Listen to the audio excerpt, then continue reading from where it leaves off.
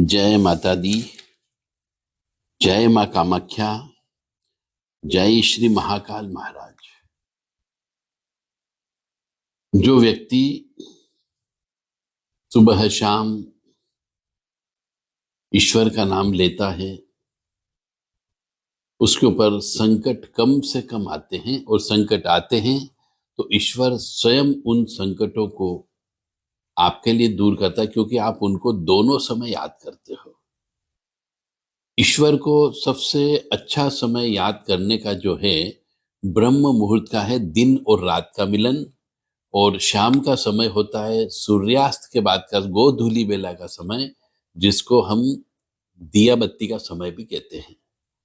40 minute सुबह और 40 minute शाम को दोनों समय ईश्वर को याद करना चाहिए। इससे बहुत सी अला बला टट जाती है और सुख समृद्धि शांति प्राप्त होती है। मानो या न मानो, ये पूर्णतः सत्य है। भगवान ने आपको ज्ञान दिया, बुद्धि दी है, सोचने समझने की शक्ति भी दी है, फिर भी नहीं मानते हो तो ये आपका किस्मत है, ये आपका लक है, ये आपका दुर्भाग्य है कि आप इस चीज को नहीं मान पा रहे हो। चलिए अब अगला कदम की ओर चलते हैं। यदि कोई व्यक्ति बार बार थूकता हो,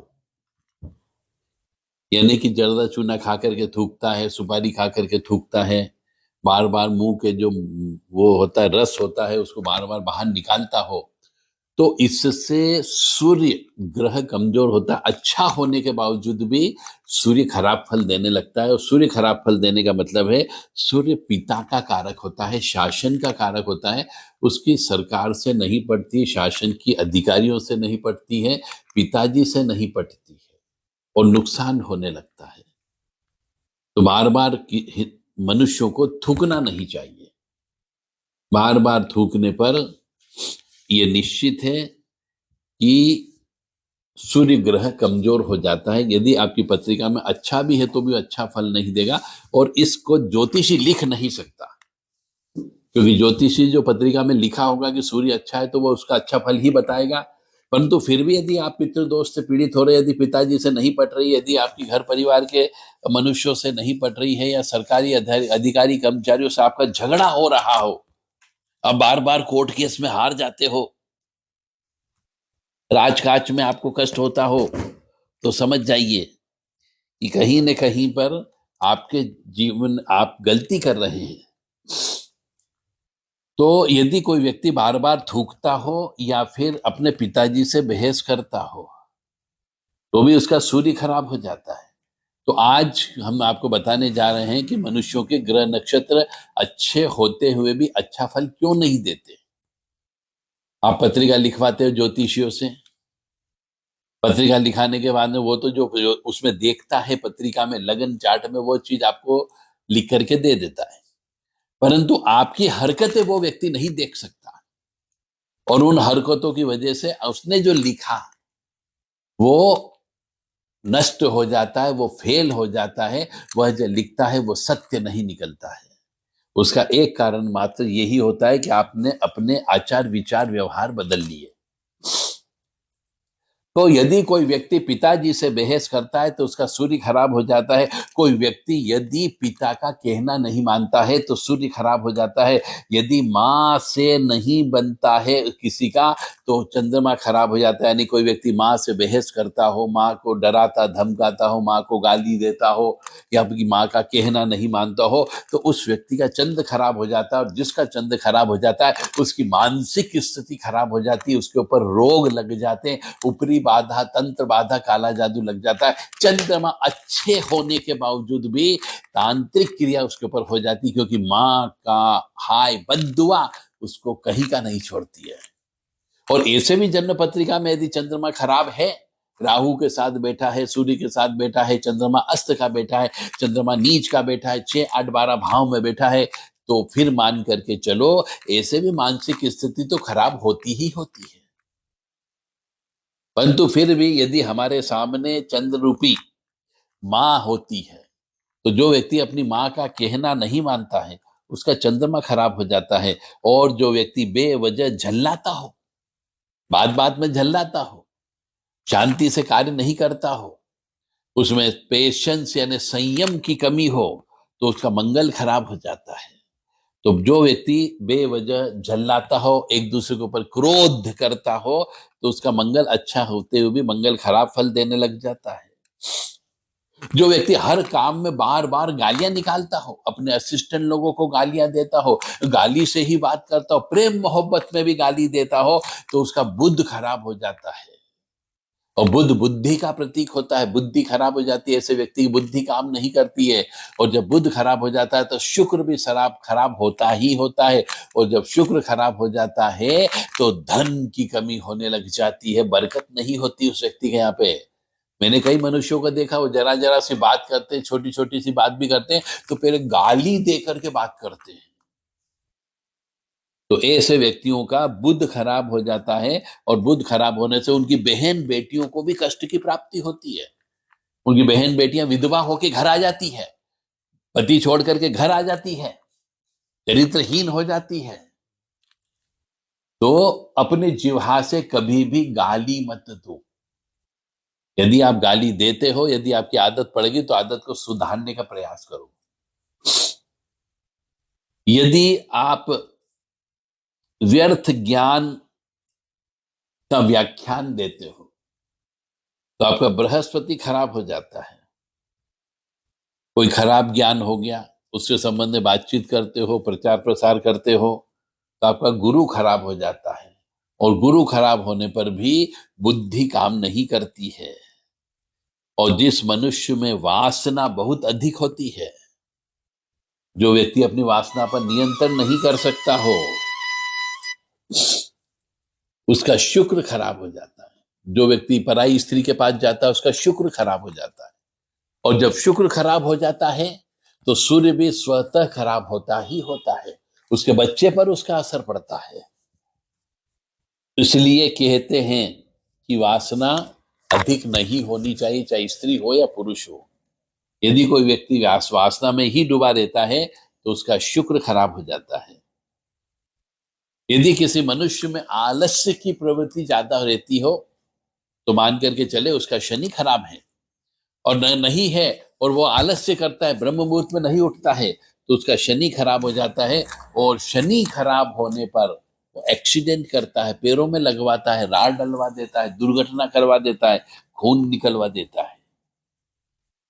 और जो व्यक्ति नशे के आगोश में समा जाता है, उसका राहु खराब हो जाता है। उसके ऊपर ऊपरी बाधा, तंत्र बाधा, काला जादू, भूत प्रेत, पिचास, चुड़ैल, डाकन, ये सब लगने की संभावना बहुत ज्यादा बढ़ जाती है, क्योंकि राहु खराब हो जाता है। जिसकी भी पत्रिका में राहु खराब हो जाता है, खराब रहता है, उसको ऊपरी बाधा, काला जादू, तंत्र मंत्र, चौकी, मूठ, इनसे दो दो चार चार हाथ करना ही करना पड़ते हैं।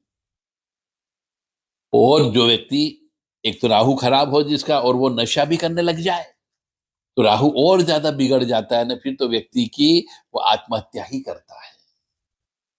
हम कहते हैं ना कि व्यक्ति ने आत्महत्या क्यों कर ली, वो इसीलिए हो जाती है आत्महत्या। अब आते हैं हम आध्यात्म के खिलाफ कोई काम करता हो, सनातन धर्म के खिलाफ कोई काम करता हो, ईश्वर के खिलाफ कोई काम करता हो, परमात्मा के खिलाफ कोई काम करता हो, तो फिर उसका केतु खराब फल देने लगता है। केतु तड़पाने का काम करता है। अब वो धन के लिए तरसाएगा, बच्चे के लिए तरसाएगा, पत्नी के लिए तड़पाएगा, व्यापार व्यवसाय के लिए तड़पाता है, यानी तड़पाने का काम करता है केतु। यदि कोई व्यक्ति अपने धर्म के खिलाफ बोलता हो, धर्म ईश्वर के प्रति गलत सलत बातें बोलता हो और गलत सलत प्रचार प्रसार करता हो, तो ऐसे मनुष्य का केतु खराब हो ही जाता है। तो आज हमने आपको बता दिया कि आप कौन सी आदत यदि आपकी लगी हुई है तो कृपया उनको छोड़ें, ताकि आपकी घर गृहस्थी अच्छे से चल सके। क्योंकि लोग बाग हमारे पास बहुत फोन करते हैं, संदेश भी आते हैं कि साहब घर में क्लेश है, दुख हो रहा है, अशांति होती है, मारपीट होती है, तो क्या कारण है आप जरा देख के बताओ। तो ये मैं आज देख के बता रहा हूं आप लोगों को। अपने घर में रहने वाले स्त्री हो, पुरुष हो, पति हो, पत्नी हो, बेटा हो, बेटी हो, बहू हो, तो उन सबके ऊपर ये नियम लागू होते हैं यदि कोई स्त्री बहू के रूप में है और यदि वो अपने ससुर से मुंह चोरी करती हो, मुंह चलाती हो, तो फिर उसका सूर्य खराब हो जाता है, उसकी आंखें कमजोर हो जाती है, उसको चश्मा लग जाता है, और सूर्य खराब होने पर उसको बदनामी का डर भी लगा देता है, जस नहीं मिलता काम का। बहुत से मनुष्य कहते हैं साहब हम कितना ही काम कर लें, अपनी पत्नी के लिए कितना ही दे देता हूं, मैं अपनी माँ को दे देता हूं, अपने भाई को दे देता हूं, तो वो कहते हैं कि भैया तेने किया क्या हमारे लिए। तो ऐसे अवस्था में आपका लिए इसका मतलब ये है कि सूर्य खराब हो गया। तो जो व्यक्ति अपने बड़े बुजुर्गों से, पिता या पिता तुल्य व्यक्ति, काका बाबा दादा चाऊ ताता चाऊ, किसी से भी यदि आप बहस करते हो तो आपका सूर्य खराब होने का डर था, क्योंकि सूर्य पितृ का कारक है और पितृ नाराज हो जाते हैं। इसलिए अपने बड़े बुजुर्गों के सामने से ऑटोमेटिकली चले जाना चाहिए, कभी भी बहस नहीं करना चाहिए। इसलिए पितृ दोष से आप बच सकते हो, सूर्य के दोष से आप बच सकते हो। जय माता दी, जय मां कामाख्या, जय श्री महाकाल महाराज।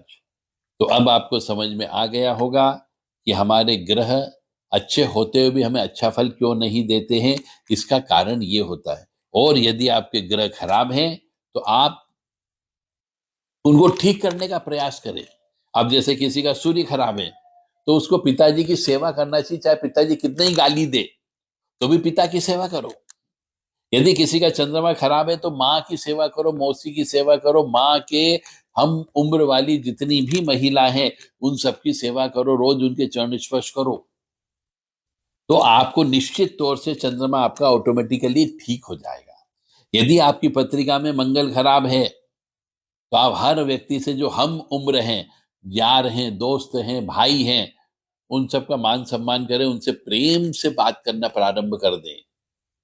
मतलब आपकी उम्र से 2-4 साल छोटे, 2-4 साल बड़े मनुष्यों से आप प्रेम से बात करें, उनके साथ व्यवहार अच्छा रखें, तो आपका मंगल ठीक होने लगेगा। और किसी के साथ भी, मतलब ऐसे हम उम्र व्यक्तियों के साथ में आपको धोखाधड़ी नहीं करना है, उसमें सेक्रीफाइस करना है, त्याग करना है। यदि आपका बुध खराब है तो आप ज्यादा से ज्यादा हमेशा श्री राम जय जय राम भगवान का नाम लेते रहें। अपनी जिह्वा पर गंदी चीजें बिल्कुल भी नहीं आने दें, गंदे शब्दों का इस्तेमाल न करें, गाली शब्द का प्रयोग नहीं करें, अन्यथा आपका बुध खराब है तो और बढ़ जाता है। और बुध खराब है चंद्र पत्रिका के अनुसार, उसे ठीक करना है तो आपको ईश्वर का नाम ज्यादा से ज्यादा लेना है। ओम गम गणपते नमः, ओम गम गणपते नमः, बस ये आप बोलते रहे। मतलब जिह्वा जो बुद्ध का प्रतीक होती है बेसिकली, उस जिह्वा को आपको ठीक करना है। तो जिह्वा पे आप हमेशा ईश्वर, अपने इष्ट देवता का नाम रखें।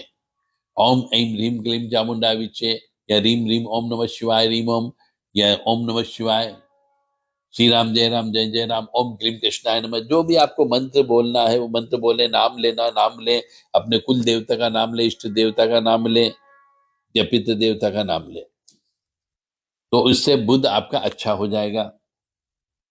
यदि आपका जन्म पत्रिका में बृहस्पति गुरु खराब है तो आपको गुरु खराब होने पर व्यर्थ का ज्ञान नहीं फैलना है।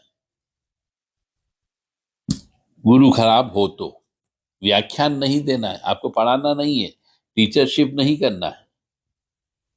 और यदि आपकी पत्रिका में शुक्र यदि खराब अवस्था में बैठा हो, शुक्र ग्रह, तो आपको वासना से दूर रहना है।